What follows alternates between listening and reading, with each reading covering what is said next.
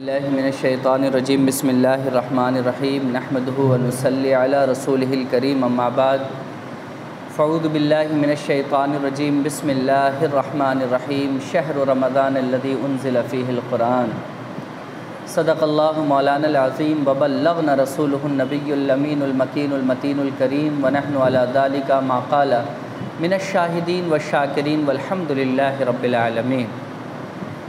بارگاہ رسالت مآب میں حصول برکت کے لیے ایک مرتبہ درود پاک پڑھ لیجئے۔ اللہم صلی وسلم علی سیدنا محمد بارک وسلم علیک وعلی آلک و اصحابک یا سیدی یا نبی اللہ صلی اللہ تعالی علیہ وسلم۔ بزرگو دوستو، اللہ تعالیٰ کا بے پناہ کرم ہے، اس کی مہربانی ہے کہ ہم اور آپ رمضان المبارک کہ دوسرے جمعہ میں نماز جمعہ ادا کرنے کے لیے یہاں پر جمع ہوئے ہیں۔ اللہ رب العزت ہمارے روزوں کو بھی قبول فرما لے اور ساتھ ہی ساتھ اللہ رب العزت ہماری نمازوں کو بھی قبول فرما لے۔ بزرگو دوستو، میں مزید آپ تمامی حضرات کے سامنے روزے کی فضیلت پر 2-3 حدیث پڑھنا چاہتا ہوں۔ وجہ یہ ہے کہ شاید وہ حضرات جو روزہ نہیں رکھتے ہیں وہ فضیلت سن کر روزہ رکھنے لگ جائیں، اس نیت کے ساتھ میں 2-3 حدیثیں روزے کی فضیلت پر آپ لوگوں کو سناتا ہوں۔ صحیح مسلم کی روایت ہے، حضرت ابو ہریرہ رضی اللہ تعالیٰ عنہ اس حدیث کے راوی ہیں۔ آپ فرماتے ہیں کہ نبی کریم صلی اللہ علیہ وسلم رمضان المبارک میں اپنے اعمال کو عام دنوں کے مقابلہ زیادہ کرتے تھے۔ یعنی نبی کریم صلی اللہ علیہ وسلم اگر عام دنوں میں مثال کے طور پر 10 صدقہ کرتے تھے تو رمضان میں حضور 100 صدقہ کرنے کی کوشش کرتے تھے، اور حضور سے جب پوچھا جاتا کہ یا رسول اللہ آپ ایسا کیوں کرتے ہیں تو آقا کریم فرماتے تھے کہ جس طریقے سے میں یہ کوششیں کر رہا ہوں کہ 10 کے مقابلے 100 کروں، اللہ رب العزت رمضان المبارک میں اپنی مرضی سے نیکیاں زیادہ عطا کرتا ہے، اپنی مرضی سے نیکیاں زیادہ عطا کرتا ہے۔ جیسے میری تو یہ مرضی ہے کہ میں 10 کرتا ہوں عام دنوں میں تو آج 100 کر دوں، لیکن اللہ رب العزت اپنی مرضی سے، اس کی جو شان ہے، انسان تو اتنا ہی کرے گا نا جتنی اس کی کیپیسٹی ہے، جتنا اس کے پاس ہے، جتنا خزانہ ہے، وہ اپنے خزانے کو دیکھتے ہوئے انسان خرچ کرتا ہے، کسی کو دیتا ہے۔ لیکن اللہ کا تو خزانہ وہ ہے جہاں کوئی کمی ہی نہیں ہے، جہاں کبھی گھٹنا ہی نہیں ہے، تو اللہ رب العزت اپنی شان کے مطابق بڑھا کر دیتا ہے،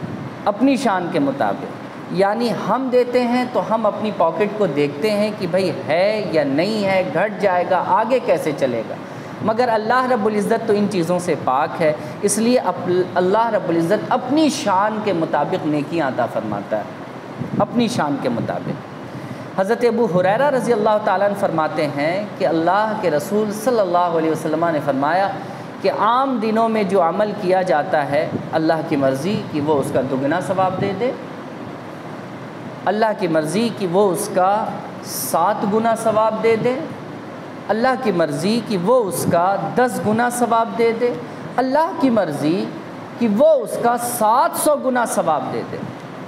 یہ اللہ کے رسول فرما رہے ہیں کہ اللہ کی مرضی کہ عام دنوں میں، رمضان چھوڑ کر عام دنوں میں اگر آپ نے کوئی نیکی کی ہے تو 1 نیکی کے بدلے اللہ 2 نیکی دے دے آپ کو، اللہ اور آپ پر مہربانی کر دے 7 نیکی دے دے اللہ، اور مہربانی کر دے 10 نیکی دے دے اللہ، اور مہربانی کر دے اللہ تو 700 نیکیوں میں آپ کی 1 نیکی کو بدل دے۔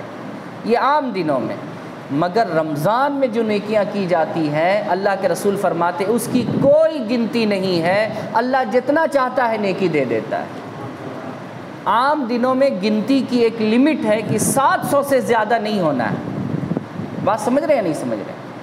ہم رجب میں اگر کوئی نیکی کرتے ہیں تو اللہ بہت خوش ہوگا تو 700 سے زیادہ نہیں دے گا، اللہ نے ایک حد متعین کر دی ہے، مگر رمضان میں جو نیکی کی جاتی ہے اس کی کوئی حد متعین نہیں ہے۔ میرے رسول نے فرمایا کہ وہ اللہ کی مرضی کے اوپر ہے کہ وہ 700 سے بھی زیادہ جتنا چاہے عطا فرما دے۔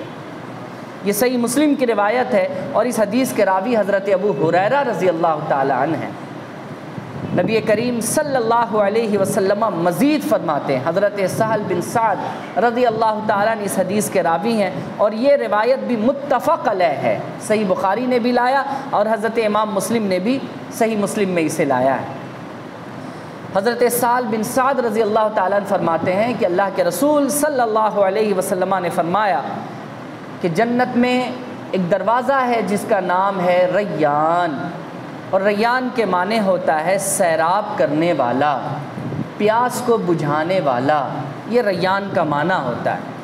تو جنت میں ایک ایسا دروازہ ہے جس کا نام ہے ریان، اس دروازے سے وہی لوگ جنت میں داخل ہوں گے جو رمضان المبارک کے روزے رکھا کرتے تھے، رمضان المبارک کے روزے رکھا کرتے تھے۔ اور روزہ کیسا؟ وہی صحیح بخاری میں کہ جس شخص نے رمضان کا روزہ ایمان کے ساتھ احتساب کے ساتھ رکھا، ایمان کے ساتھ پلس احتساب کے ساتھ، یعنی دل کا یقین بھی اور ہاتھ پیر سے سنبھلتے ہوئے بھی، دل کا یقین بھی ہے کہ ہم اللہ کے لیے کر رہے ہیں، اور ہاتھ پیر سے سنبھلتے ہوئے کہ کہیں ہاتھ سے کوئی گناہ ہو جائے تو میرا روزہ خراب نہ ہو جائے، کہیں آنکھ سے کوئی گناہ ہو جائے تو میرا روزہ نہ خراب ہو جائے، کہیں زبان سے کوئی گناہ ہو جائے کہیں میرا روزہ نہ خراب ہو جائے، اسے ہی احتساب کہتے ہیں۔ تو اللہ کے رسول نے فرمایا جو رمضان المبارک کا روزہ دل کے یقین کے ساتھ اور ہاتھ پیر کو اٹینشن رکھتے ہوئے رکھے تو اللہ رب العزت اس کے پچھلے گناہ معاف فرما دیتا ہے، اس کے پچھلے گناہ معاف کر دیتا ہے اللہ تبارک و تعالی۔ اور ایسے ہی روزہ رکھنے والے لوگ جنت کے اس دروازے سے داخل ہوں گے جس دروازے کا نام ریان ہے، اور ریان کے معنی ہوتا ہے سیراب ہونے والا۔ اب یہاں پر روک کر آپ کو میں ایک بات اور بتا دیتا ہوں کہ اس دروازے سے یا اس دروازے کی جو خصوصیت حدیث میں بیان کی گئی ہے، اس کے پیچھے وجہ کیا ہے؟ اس کے پیچھے سب سے بڑی وجہ یہ ہے کہ آپ اللہ کے رسول کی اس بات کو یاد کیجئے جو کبھی آپ نے سنی ہوگی یا کبھی پڑھنے والوں نے پڑھی ہوگی، کہ میرے رسول فرماتے ہیں کہ اللہ رب العزت دو خوف کو حساب اور کتاب والے دن جمع نہیں کرے گا۔ یعنی وہ بندہ جو اللہ سے دنیا میں ڈرا وہ اس دن دل کے ڈر سے پاک ہوگا، یعنی اس دن اسے ڈر نہیں ہوگا، اس دن اسے اطمینان ہوگا کہ اللہ مجھ پر مہربانی کرے گا۔ لیکن جو بندہ دنیا میں اللہ سے نہیں ڈرا اس دن وہ ڈر رہا ہوگا۔ دو ڈر کو اللہ ایک ساتھ جمع نہیں کرے گا، یا تو یہاں ڈر لو نہیں تو وہاں ڈرنا پڑے گا۔ اگر تم یہاں ڈرے ہو تو وہاں تم ڈرو گے نہیں، اطمینان رہو گے، لیکن اگر یہاں تم اطمینان سے رہے ہو تو وہاں تم ڈرو گے۔ اس لیے میرے رسول نے فرمایا دو ڈر کو اللہ ایک ساتھ جمع نہیں کرے گا۔ جو دنیا میں اللہ سے ڈر گیا، گناہوں سے بچ گیا، وہ وہاں نہیں ڈرے گا، وہ اطمینان ہوگا کہ اللہ آج ہمیں معاف کر دے گا۔ لیکن جو یہاں اطمینان ہو کر زندگی گزار رہا ہے وہاں تو وہ ڈرے گا پھر کہ انجام میرا کیا ہونا ہے، میرے ساتھ مسئلہ کیا ہونا ہے۔ اس حدیث کو اپنے ذہن میں رکھیے اور پھر اس کے بعد اب میری بات سنیے۔ روزے دار اگر اس دنیا کے پیاس کو برداشت کر لے، گرمی کا زمانہ ہے، 2 بجے تک تو احساس نہیں ہوتا، لیکن 2 بجے کے بعد دھیرے دھیرے بیٹری ڈاؤن ہونے لگتی ہے، اور وقت افطار تو ایسی پیاس لگتی ہے کہ کبھی کبھار لگتا ہے کہ بس جان نکل جائے انسان، لیکن اللہ رب العزت مہربانی کر دیتا ہے اور انسان روزے مکمل کر لیتا ہے۔ اب وہ حدیث یاد رکھیے جو میں نے پہلے آپ کو سنائی ہے، جو یہاں ڈرا وہ وہاں اطمینان ہوگا۔ اب اس حدیث پر آپ اس کو قیاس کیجئے کہ یہاں اگر آپ پیاس کے مارے پریشان تھے اور وقت افطار کا آپ کو انتظار تھا اور وقت افطار ملا، آپ کو خوشی مل گئی، آپ نے فوراً پانی پیا، آپ نے اپنی پیاس بجھا لی، یعنی اس دنیا میں اگر آپ پیاس سے پریشان ہو گئے، کس کے لیے؟ اللہ کے لیے، تو اللہ پھر حساب اور کتاب والے دن آپ کو پیاسا نہیں رکھے گا۔ یہاں اگر آپ پیاسے رہ گئے تو وہاں آپ پیاسے بولیے نہیں رکھے جائیے۔ جیسے یہاں آپ اللہ سے ڈر گئے تو وہاں آپ کو ڈرنے کی ضرورت نہیں ہے۔ ویسے ہی جیسے آپ یہاں اگر پیاسے رہ گئے اللہ کی خاطر تو وہاں آپ کو پیاسا رہنے کی ضرورت نہیں ہے۔ اللہ ایسے دروازے سے آپ کو داخل کرے گا جس دروازے پر آپ کو فرشتے حور و غلمہ آپ کے استقبال میں آپ کو پانی پیش کریں گے، اور وہ بھی شراباً طہورا، جس میں قرآن نے کہا ہے کہ ایسا شراب جو پاکیزہ شراب ہوگا۔ دنیا کی شراب انسان پیتا ہے تو پیروں میں لڑکھڑاہٹ ہوتی ہے، آنکھوں تلے اندھیرا ہوتا ہے، مگر جنتی شراب وہ شراب ہے کہ جب اسے کوئی پیے گا تو پیروں میں طاقت ہوگی اور آنکھوں میں ایسی روشنی ہوگی کہ رب ذوالجلال کا دیدار بھی کر لے گا۔ وہ شراباً طہورا اسے پلایا جائے گا۔ کسے؟ جو لوگ رمضان المبارک کا روزہ ایمان کے ساتھ اور احتساب کے ساتھ رکھتے ہیں۔ جو یہاں پیاس برداشت کریں گے انہیں وہاں پیاس نہیں لگے گی، لیکن جو یہاں پیاس نہیں برداشت کر پائیں گے، ایسے ہی لوگوں کے بارے میں ہے کہ زبانیں سوکھ کر باہر چلی آئیں گی، ان کی پیاس کے مارے زبانیں ان کی باہر چلی آئیں گی، حلق میں ایسا معلوم ہوگا جیسے کوئی کیل ٹھوک رہا ہو، ایسی شدت کی پیاس لگے گی ان کو جو اس دنیا میں اللہ کے لیے بھوک اور پیاس کو برداشت نہیں کرتے ہیں۔ میرے بھائی، میرے بزرگوں اور دوستوں، ہمیں ایمان اور احتساب کے ساتھ روزہ رکھنا چاہیے۔ روزہ رکھنے میں ہمارا اور آپ کا ہی فائدہ ہے، ہمارا اور آپ کا ہی فائدہ ہے، اس سے اللہ رب العزت کا کوئی فائدہ نہیں ہونا۔ دنیا کا کوئی عمل صرف انسان کو فائدہ پہنچاتا ہے، ہمارے عمل سے اللہ کو کوئی فائدہ نہیں پہنچتا ہے۔ حضرت سہل بن سعد رضی اللہ تعالیٰ عنہ کی یہ حدیث جو میں نے آپ کو سنائی کہ آقا کریم نے فرمایا کہ روزے دار کو جنت کے دروازے ریان سے داخل کیا جائے گا، جس کا معنی ہی ہے سیراب کرنے والا۔ ایسے دروازے سے وہ داخل ہوگا جس دروازے پر اسے ایسا شراباً طہورا پلایا جائے گا کہ پھر اسے کبھی پیاس نہیں لگنی ہوگی۔ یہ روزہ رکھنے والوں کی فضیلت اور یہ روزہ رکھنے والوں کو انعام من جانب اللہ، اللہ کی جانب سے دیا جائے گا۔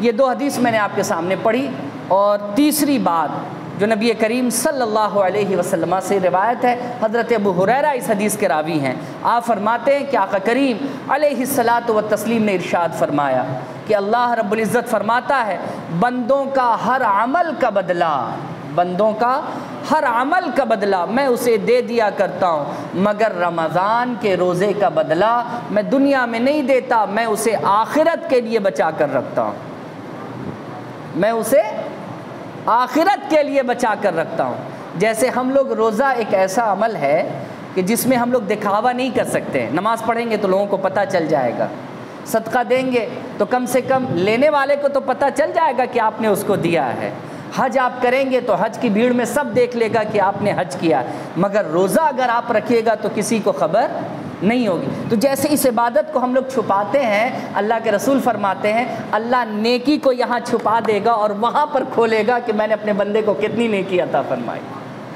وہاں کھولے گا۔ تو انسان کے ہر عمل کا بدلہ اسی دنیا میں اسے اللہ دے دیتا ہے، مگر روزے کو اللہ رب العزت وہاں چھپا کر کے رکھے گا، وہاں کھولا جائے گا کہ ہمارے ایک روزے کے بدلے ہمیں اللہ رب العزت نے کتنا انعام اور اکرام نوازا ہے۔ پھر حضرت ابو ہریرہ رضی اللہ تعالیٰ عنہ فرماتے ہیں کہ ذرا سوچو اس بات پر کہ ایک روزے دار کے منہ کی بدبو تمہیں پسند نہیں ہے، ایک روزے دار کے منہ کی بدبو تمہیں پسند نہیں ہے۔ صبح ہم اٹھتے ہیں، بیوی کتنی بھی خوبصورت کیوں نہ ہو، لیکن اگر اس نے برش نہیں کیا ہوتا ہے، قلہ نہیں کیا ہوتا ہے، تو اس کی خوبصورتی آپ کو بھاتی ہے اس کے منہ کے بدبو کے سامنے؟ آپ کہیے گا نہیں صاحب نہیں بھاتی۔ کوئی بھی خوبصورت سے خوبصورت انسان ہو، لیکن اس کے منہ میں اگر بدبو ہے تو آپ اس کے قریب اپنا چہرہ کرنا نہیں چاہتے، اپنی ناک آپ اس کے قریب لے جانا نہیں چاہتے، آپ دور بھاگتے ہیں اس سے۔ مگر دیکھیے اس حدیث میں یہ جو مثال دی گئی ہے وہ اس بات کی مثال دی گئی کہ اے انسانوں، تمہیں منہ کی بدبو ایسی ناپسند ہے کہ کتنا خوبصورت کوئی ہو تم اس کے قریب اپنے ناک کو نہیں کرتے، مگر ایک روزے دار جب روزہ رکھتا ہے تو ظاہر سی بات ہے کچھ کھایا پیا نہیں ہے اس نے، برش ورش کیا نہیں ہے اس نے، تو منہ میں تو اس کے بدبو ہوگی۔ تو انسان تو اس سے ضرور بھاگے گا، مگر اللہ اس سے بھاگتا نہیں ہے، بلکہ اللہ اس کے اتنے قریب ہو جاتا ہے، اتنے قریب ہو جاتا ہے کہ اللہ رب العزت سے وہ جو کہتا ہے، اللہ فرشتوں سے کہتا ہے فرشتوں اس کی دعا کو وہاں کے لیے سمیٹ کر رکھ لو، تو روزے دار کے منہ کی بدبو اللہ کو مشک سے زیادہ پسند ہے۔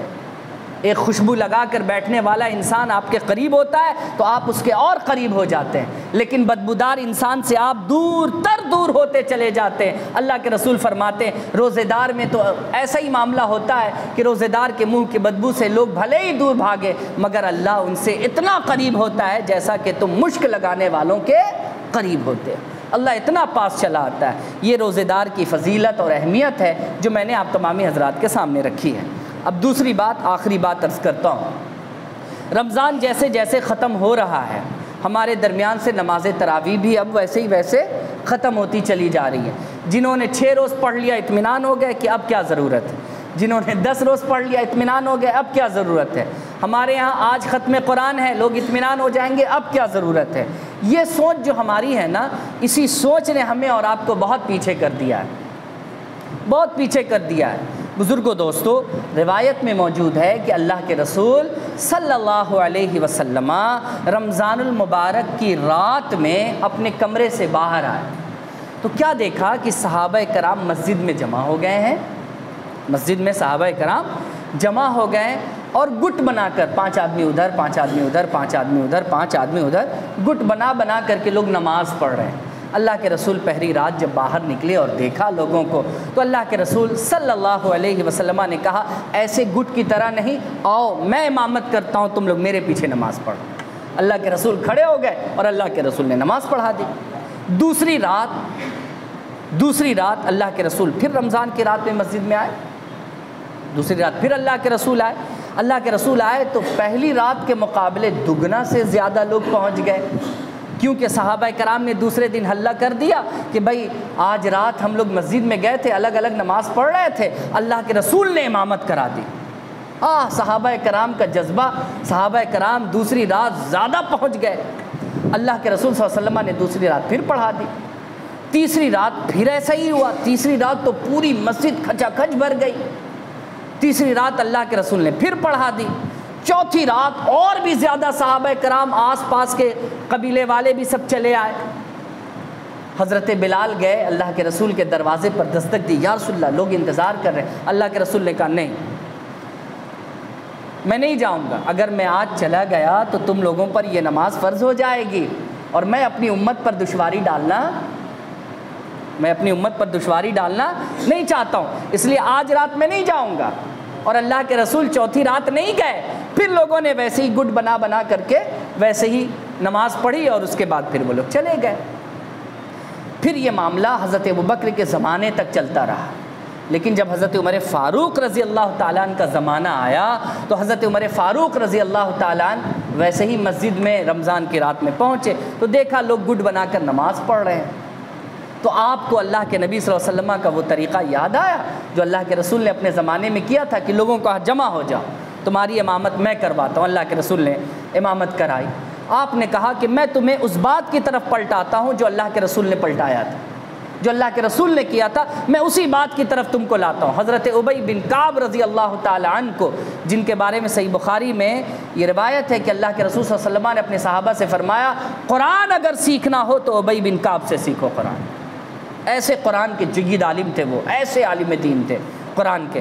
حضرت ابی بن کعب کو حضرت علی کرم اللہ تعالی وجہ الکریم نے فرمایا، حضرت عمر فاروق رضی اللہ تعالیٰ نے، کہ ابی بن کعب آپ امامت کریں، لوگ آپ کی اقتداء میں نماز پڑھیں گے۔ امامت کرائی گئی، پھر نماز پڑھی گئی، 20 رکعات نماز تراویح ادا کی گئی۔ یہ مشہور روایت ہے، مصنف ابی شیبہ میں بھی یہ موجود ہے، بڑی مشہور روایت ہے جو میں نے آپ لوگوں کے سامنے رکھی۔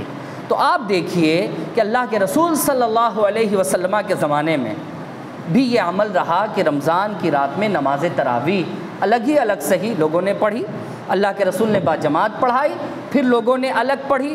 حضرت ابوبکر کے زمانے میں بھی لوگوں نے پڑھی چھوڑی نہیں بیچ میں کہ 6 دن پڑھ کے چھوڑ دیا، 7 دن پڑھ کے چھوڑ دیا، 10 دن پڑھ کے چھوڑ دیا، نہیں، پڑھتے رہے وہ پوری رات۔ آپ کو ایک روایت سن کر کے تعجب ہوگا کہ مصنف ابی شیبہ میں یہ روایت موجود ہے کہ صحابہ کرام رمضان کے دنوں میں دیوار میں کھونٹی لگاتے تھے، ایک ادھر اور ایک موٹی سی رسی یا جس کو رسہ کہہ لیجئے وہ باندھتے تھے، اور باندھنے کے بعد اس رسے پر ٹیک لگا کر کے وہ رمضان کی راتوں میں نماز تراویح ادا کرتے تھے، ٹیک لگا کر۔ ہم لوگوں کا تو جذبہ ہے نا بھائی کہ 6 دن میں ایک قرآن سن لیں، وہ بھی ویسا قرآن جو پڑھنے والے کو خود ہی نہیں معلوم کہ وہ کیا پڑھ رہا ہے۔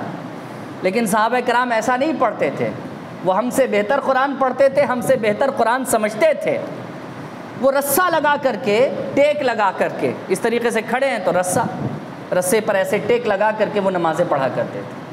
عام دنوں میں نماز تہجد کا اہتمام، لیکن رمضان آتا تھا تو نماز تراویح پلس نماز تہجد کا اہتمام صحابہ کرام کرتے تھے، اور ان کے قدم لڑکھڑائے نہیں، اس کے لیے وہ رسہ باندھ لیا کرتے تھے آپس میں درمیان۔